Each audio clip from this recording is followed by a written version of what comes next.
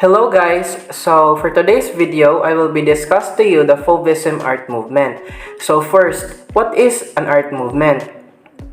An art movement is a tendency or style in art with a specific common philosophy or goal followed by a group of artists during a specific period of time, usually a few months, years, or decades, or at least with the heyday of the movement defined within a number of years. Fauvism.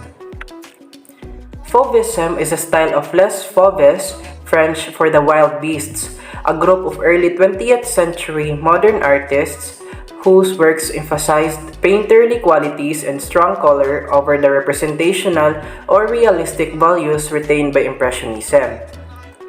While Fauvism as a style began around 1904 and continued beyond 1910, the movement as such lasted only a few years, from 1905 to 1908, and had 3 exhibitions.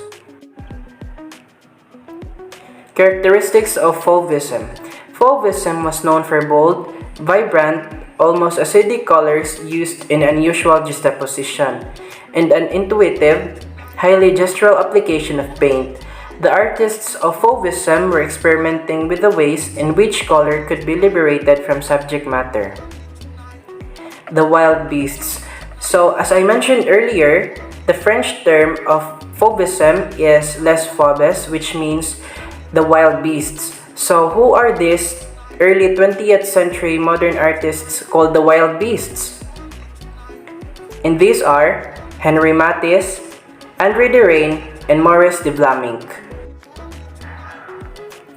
Henri Matisse. Henri Matisse was a French painter, draughtsman, and sculptor who was the leader of the Fauvism movement. His full name is Henri-Émile Benoit Matisse. Henri Matisse was a French visual artist known for both his use of color in his fluid and original draughtsmanship. He was a draughtsman, printmaker, and sculptor, but is known primarily as a painter. Biography of Henri Matisse.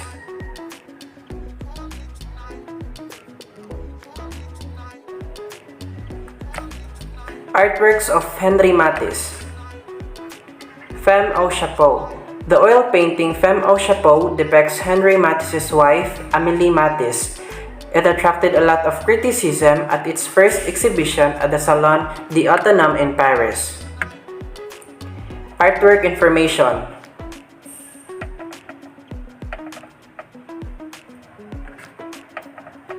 Analysis. Woman with the Hat is characteristic of Matisse's Fauvism style. It depicts a half-length portrait of his wife, Amélie, in vivid and natural colors and rough, fluid brush strokes. The viewers of the day mistook Matisse's brushwork to signify that the work was unfinished. Green Stripe. The Green Stripe, or the portrait of Madame Matisse, is another portrait by Henri Matisse depicting his wife. The green stripe in the middle of the oil painting, from which the title of the artwork derives, separates the face of Amélie Matisse. Artwork information.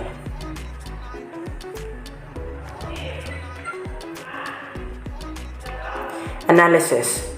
The green stripe, painted in 1905, near the height of this short-lived movement, portrait of Madame Matisse, or the green stripe, serves to illustrate the main stylistic hallmarks of the Fauvist movement, even as it works to divorce itself from the academic stylings in the past. André Derain. André Derain was a French artist, painter, sculptor, and co-founder of the Fauvism with Henri Matisse. Biography of André Derain.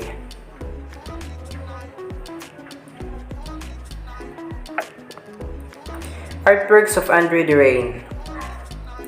Charing Cross Bridge. André Derain painted Charing Cross Bridge during his brief stay in 2 months in London, England in the winter of 1906. Artwork information.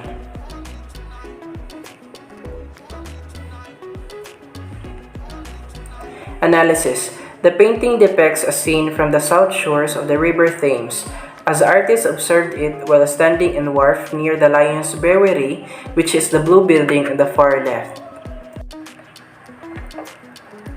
Landscape around Chatuo. The horizon is very high and the sky can hardly be seen.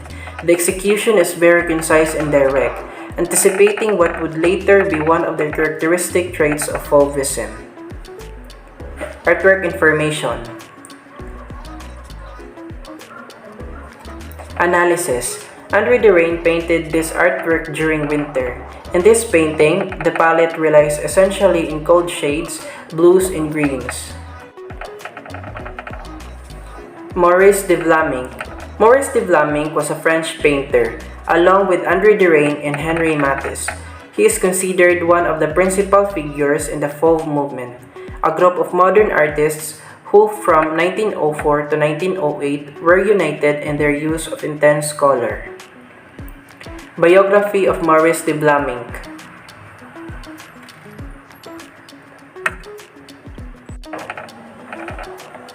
Artworks of Maurice de Vlaminck. The River Scene at Chateauneuf. The River Scene at Chateauneuf, 1906, oil on canvas, Fauvism. This painting was done by Maurice de Vlaminck. During Vlaminck's time, Chateauneuf was village west of Paris along the Seine. Artwork information.